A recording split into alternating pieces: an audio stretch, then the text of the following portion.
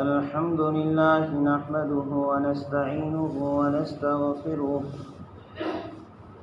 ونؤمن به ونتوكل عليه ونعوذ بالله من شرور أنفسنا ومن سيئات أعمالنا من يهد الله فلا مضل له ومن يضلله فلا هادي له ونشهد أن لا إله إلا الله وحده لا شريك له ونشهد أن سيدنا مولانا محمدا عبده ورسوله صلى الله تعالى عليه وعلى آله وأصحابه وبارك وسلم تسليما كثيرا أما بعد فأعوذ بالله من الشيطان الرجيم بسم الله الرحمن الرحيم يا أيها الذين آمنوا اذكروا الله ذكرا كثيرا وسبحوه بكرة وأصيلا وقال تعالى إن في خلق السماوات والأرض واختلاف الليل والنهار لآيات لأولي الألباب الذين يذكرون الله قياما وقعودا وعلى جنوبهم ويتفكرون في خلق السماوات والأرض آمنت بالله صدق الله مولانا العظيم وصدق رسوله النبي الأمي الكريم ونحن على ذلك لمن الشاهدين والشاكرين والحمد لله رب العالمين. قابل احترام بزرگ اور عزیز نوجوان بھائیوں اور اپنے اپنے مکانات میں رہ کر سننے والی محترمات دینی ماں اور بہن، اللہ تبارک و تعالی نے ایمان والوں کو مخاطب کر کے فرمایا ہے یا ایھا الذین آمنوا، کہ وہ لوگ جو ایمان لے آئے ہیں، اذکروا اللہ ذکرا کثیرا، تم اللہ تبارک و تعالی کا خوب کثرت کے ساتھ ذکر کیا کرو، وسبحوہ بکرۃ وأصیلا، اور اللہ تبارک و تعالی کی صبح شام پاکی بیان کیا کرو۔ یہ ایمان والوں کو اللہ تبارک و تعالی کا حکم ہے کہ ایمان والوں کی شان یہ ہوتی ہے کہ وہ ہر وقت اپنی زبانوں کو اللہ کے ذکر کے ساتھ رطب اللسان رکھتے ہیں، اللہ کے ذکر کے اندر مشغول اور مصروف رہتے ہیں، اور اللہ تبارک و تعالی نے ذکر کرنے کے بارے میں کوئی وقت، کوئی حد اور کوئی زمانہ مخصوص نہیں کیا ہے کہ بھائی 24 گھنٹے میں 5 مرتبہ اللہ کو یاد کرو، 24 گھنٹے کے اندر 2 مرتبہ اللہ کو یاد کرو۔ ذکر کے علاوہ بہت ساری عبادتیں ہیں جن عبادتوں کے لیے اللہ تبارک و تعالی نے وقت مقرر فرمایا ہے، اور ان عبادتوں کو ادا کرنے کے لیے اللہ تبارک و تعالی نے حد بندی بھی بیان فرمائی ہے۔ اور 24 گھنٹے میں کتنی مرتبہ یا سال میں کتنی مرتبہ یا زندگی میں کتنی مرتبہ اس عبادت کو ادا کرنا ہے، ساری تفصیلی احکامات ہیں۔ مثال کے طور پر ارکان اسلام میں سے ایک رکن نماز ہے۔ نماز کے بارے میں اللہ تبارک و تعالیٰ نے ایمان والوں کو مکلف بنایا ہے، ایمان والوں کے اوپر فرض فرمائی ہے کہ 24 گھنٹے کے اندر 5 وقت کی نماز ایمان والوں کے اوپر فرض ہے۔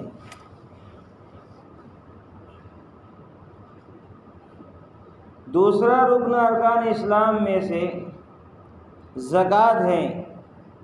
اللہ تبارک و تعالیٰ نے اس کی بھی لمٹ بیان فرمائی ہے کہ اگر اللہ تبارک و تعالیٰ نے صاحب نصاب بنایا ہے، نصاب کے بقدر مال کا مالک کسی ایمان والے مرد کو یا ایمان والی ماں بہن کو بنایا ہے، تو اللہ ارشاد فرماتے ہیں سال میں ایک مرتبہ میں نے تمہیں جو مال عطا فرمایا ہے اس مال کی زکوٰۃ ادا کرو۔ اور اس کی بھی لمٹ ہے کہ اگر تمہارے پاس روپیے پیسے اور نقدی روپیے ہیں تو اس میں سے 40واں حصہ ہے، اور پھر پیداوار کی زکوٰۃ کا نصاب الگ ہے۔ مویشی اور جانور ہے تو اس کا نصاب الگ ہے، لیکن لمٹ ہے کہ سال میں ایک مرتبہ زکوٰۃ فرض ہے۔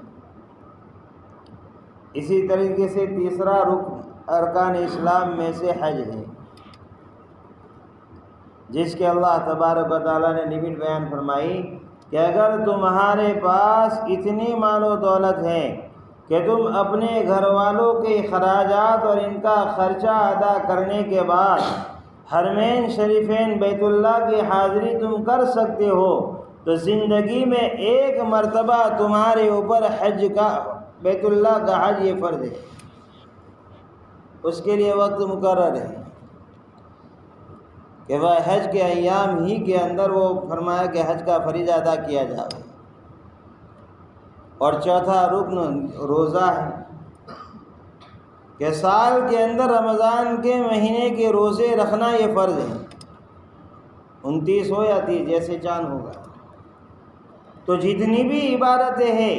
ان عبادتوں کے لیے اللہ تبارک و تعالیٰ نے ایک لمٹ مقرر کی ہے، اور اللہ تبارک و تعالیٰ نے ان کے لیے اوقات مقرر کیے ہیں۔ انہی وقتوں کے اندر یہ عبادت ادا کی جائے گی تو عبادت ہے، اتنی ہی لمٹ میں ادا کی جائے گی تو ہمارے نزدیک قابل قبول ہے۔ لیکن ذکر ایک ایسی عبادت ہے، ذکر ایک اللہ کا ایسا حکم ہے جس حکم کے لیے اور جس عبادت کے لیے اللہ تبارک و تعالیٰ نے کوئی حد مقرر نہیں فرمائی ہے، اللہ تبارک و تعالیٰ نے کوئی لمٹ مقرر نہیں فرمائی ہے، اور اس کے لیے کوئی وقت کی تعین بھی نہیں ہے۔ آدمی جب چاہے اللہ تبارک و تعالیٰ کا ذکر کرنا چاہے کر سکتا ہے، اور جتنا چاہے اللہ تبارک و تعالیٰ کا ذکر کر سکتا ہے۔ بلکہ اللہ تبارک و تعالیٰ نے ایمان والے بندوں اور بندیوں کو ترغیب دی کہ اے میرے ایمان والے بندوں، اے میری ایمان والی بندیوں، تم مجھے کثرت کے ساتھ یاد کیا کرو۔ یا ایھا الذین آمنوا اذکروا اللہ ذکرا کثیرا۔ درمیان میں ایک بات عرض کر دو، آج جمعہ کے دن جیسے روزانہ ہم بیان کے بعد سنت پڑھنے کا موقع دیتے ہیں کہ بیان ختم ہوتا ہے اس کے بعد سنتیں پڑھی جاتی ہیں، تو آج کے دن کے لیے ہماری جمعہ کا جو بیان ہوگا وہ 1:35 کو ختم ہوگا، اس کے بعد فوراً خطبہ شروع ہوگا۔ تو جن کی سنتیں باقی ہے وہ ادا کرنا چاہے تو ابھی ادا کر لیں، اس لیے کہ خطبہ شروع ہونے کے بعد نماز پڑھنا یہ جائز نہیں ہے، خطبہ سننا یہ واجب ہے جمعہ کا، اس کا بھی اہتمام کریں۔ بہت سے ہمارے نوجوان، بہت سے ہمارے نمازی بھائی ادھر جمعہ کا خطبہ چل رہا ہے جو کہ واجب ہے، اور ہم بیٹھے ہوئے باہر صحن کے اندر جو اوٹی بنائی گئی اس کے اوپر بیٹھے ہیں۔ اب فرض کرے میں اگر ظہر کی فرض نماز پڑھنے کے لیے آیا ہوں، 2 رکعت وہاں پر جا کر باہر بیٹھ کر میں پڑھوں اور پھر 2 رکعت امام صاحب کے ساتھ آ کر مل کر پڑھوں، کیا میری نماز ہوگی؟ سوچنے کا ہمیں خود ہے۔ جمعہ کا خطبہ سننا یہ واجب ہے۔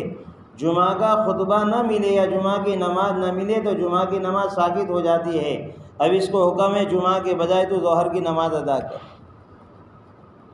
تو ہمارے یہاں جو رواج ہے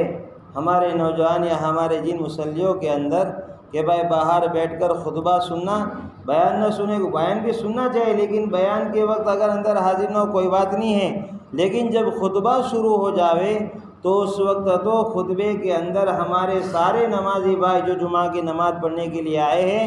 وہ جماعت خانے میں جماعت کی صفوں کے اندر شامل ہو جائے، اس لیے کہ جمعہ کا خطبہ سننا یہ واجب ہے۔ تو جن کی سنت باقی وہ ادا کرنا چاہے تو ابھی ادا کر لیں درمیان بیان میں، اس لیے کہ بیان کے بعد فوراً انشاءاللہ خطبہ ہوگا، اس کے بعد نماز ہوگی۔ تو اللہ تبارک و تعالیٰ نے ایمان والے بندوں اور بندیوں کو حکم فرمایا، اے میرے بندوں اور بندیوں تم میرا ذکر کثرت کے ساتھ کیا کر۔ کتنا کرنا ہے، کب کرنا ہے، کثرت کسے کہتے ہیں؟ اللہ کہہ رہے کثرت کے ساتھ کرو۔ قرآن کریم کے اندر کثرت کی تفسیر بیان فرمائی اللہ تبارک و تعالیٰ نے، الذین یذکرون اللہ قیاما وقعودا وعلی جنوبہم، وہ ایمان والے جو اللہ تبارک و تعالیٰ کا ذکر کھڑے کھڑے بھی کرتے ہیں، وقعودا بیٹھے ہوئے ہونے کی حالت میں بھی اللہ کو یاد کرتے ہیں، وعلی جنوبہم اور جب لیٹے ہوئے ہوتے ہیں تب بھی اللہ کو یاد کرتے ہیں۔ یہ کثرت کی تفسیر ہے کہ زیادہ ذکر کرنے کا اللہ حکم فرماتے ہیں، تو زیادہ ذکر اس کو کس کو کہتے ہیں، کیا لمٹ ہے اس کی؟ تو اس کو اللہ تبارک و تعالیٰ اس آیت کی تفسیر کے اندر بیان فرمائے ہیں کہ میرے بندے تم جس حالت میں بھی ہو تم میرا ذکر کیا کرو، مجھے یاد کیا کرو۔ اگر تم کھڑے کھڑے ہو تو بھی مجھے یاد کرو، اگر تم بیٹھے ہوئے ہو تو بھی مجھے یاد کرو، اگر تم لیٹے ہوئے ہو تو بھی تم میرا ذکر کیا کرو۔ علماء کرام نے بات لکھی ہے، انسان کی عام طور پر زندگی میں تین ہی حالت ہوتی ہے، یا تو آدمی کھڑا ہوا ہوتا ہے یا بیٹھا ہوا ہوتا ہے، یہ دونوں حالت نہیں ہوتی ہے تو آدمی لیٹا ہوا ہوتا ہے، چوتھی کوئی حالت ہوتی نہیں ہے کہ ہر حال میں اللہ کا ذکر کیا کرو۔ اور بہت سی عبادتیں ہیں، ان عبادتوں کو ادا کرنے کے لیے کنڈیشن ہے، شرائط ہے کہ اگر تم اس حالت میں ہوگے تو ہی تم اس عبادت کو ادا کر سکتے ہو۔ مثال کے طور پر نماز ہے کہ نماز اللہ کا فریضہ ہے، اس کو ادا کرنا ہے تو سب سے پہلے نماز کے جو فرائض ہے اس کو جاننا پڑے گا۔ تو نماز کے فرائض ہم نے مدارس کے اندر مکاتب کے اندر پڑھے کہ باہر کے 7 ہیں، اندر کے 6 ہیں۔ جب تک باہر کے جو 7 فرائض ہیں وہ 7 فرائض مکمل نہیں ہوں گے وہاں تک اندر کے 6 فرائض کی ادائیگی ممکن نہیں، یعنی نماز نہیں پڑھ سکتے۔ یا نماز پڑھنی ہے تو پہلے نماز سے پہلے کے جو 7 فرائض ہیں اس کا اہتمام کرو، تو پھر تم نماز کے اندر انٹری کر سکتے ہو۔ سب سے پہلے جہاں پر تم نماز پڑھ رہے ہو اس جگہ کا پاک ہونا ضروری ہے، پہلا فریضہ۔ دوسرے نمبر پر تم نماز پڑھے ہو تو تمہارے بدن کے اوپر ظاہری کوئی ناپاکی نہ ہو، بدن کا پاک ہونا۔ تیسرے نمبر پر جن کپڑوں کے ساتھ تم نماز پڑھ رہے ہو ان کپڑوں میں کوئی ناپاکی لگی ہوئی نہ ہو۔ یہ نماز کے فرائض ہیں کہ نماز ادا کرنی ہے، لیکن یہ ساری کنڈیشن پوری کرتے جاؤ تو ہی تم نماز کے اندر انٹری کر سکتے ہو۔ چوتھے نمبر پر آدمی کا جو جسم ہے اس جسم کے اندر ایک حصہ صدر کا ہے، مردوں کا صدر الگ ہے، عورتوں کا صدر الگ ہے۔ ناف سے لے کر گھٹنے تک کے نیچے کا حصہ یہ مرد کا صدر ہے، یہ کسی حالت کے اندر بھی کسی غیر کے سامنے، اجنبی کے سامنے کھول نہیں سکتا۔ آج اس کا احساس بھی نکل گیا کتنے ہمارے نوجوان فٹ بال کھیلتے ہیں، وہ بیچارے ہاف پینٹ پہن کے فٹ بال کھیل رہے ہیں۔ ہمارے پاس راستہ بھی ہے کہ بھائی اگر ہاف پینٹ پہن کے ہم فٹ بال کھیل رہے ہیں تو گھٹنوں سے اوپر کا حصہ وہاں تک ہی وہ چیز آ رہی ہے، وہ چڈی آ رہی ہے یا پینٹ آ رہا ہے، نیچے کا حصہ کھلا رہتا ہے جو سطر میں داخل ہے۔ یہ حرام ہے کہ مرد کا سطر بھی نہیں دے سکتا ہے، اسی طریقے سے غیر محرم عورت کا سطر نہیں دے سکتا ہے۔ یہ حصہ چھپانا یہ فرض ہے، ناف سے لے کر گھٹنوں تک کے نیچے کا حصہ،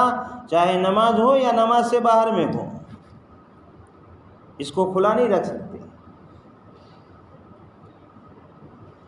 لیکن نماز کی حالت میں سطر کا حصے کا چھپانا یہ فرض ہے۔ اگر سطر کھل جائے گا تو نماز فرمایا کہ ٹوٹ جائے گی۔ اب ایسے پینٹ باطل نے محنت کر کے نکالے ہیں کہ اگر اس پینٹ کو پہن کے نماز پڑھی جاوے، اوپر کی ٹی شرٹ اتنی چھوٹی ہوتی ہے کہ رکوع میں جاوے یا سجدے میں جاوے وہ ٹی شرٹ اوپر ہو جاتی ہے، اور پینٹ اتنا نیچے بندھا ہوا ہوتا ہے، وہ پینٹ کا حصہ نیچے چلا جاتا ہے، جس کی وجہ سے ناف سے لے کر سرین تک کا جو حصہ ہے کچھ کھل جاتا ہے سطر۔ اب مسئلہ پوچھنا پڑے گا کہ میرا یہ حصہ نماز کے رکوع میں یا سجدے میں جاتا ہوں تو کھل جاتا ہے سطر، کیا میری نماز ہوگی یا نہیں ہوگی؟ کہ نماز میں سطر کا چھپانا فرض ہے،